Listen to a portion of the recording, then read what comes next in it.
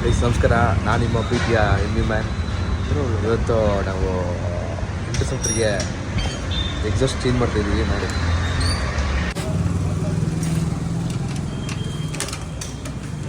After market change ಮಾಡಿ shock ಹಾಕ್ಸ್ತಿದ್ದೀವಿ.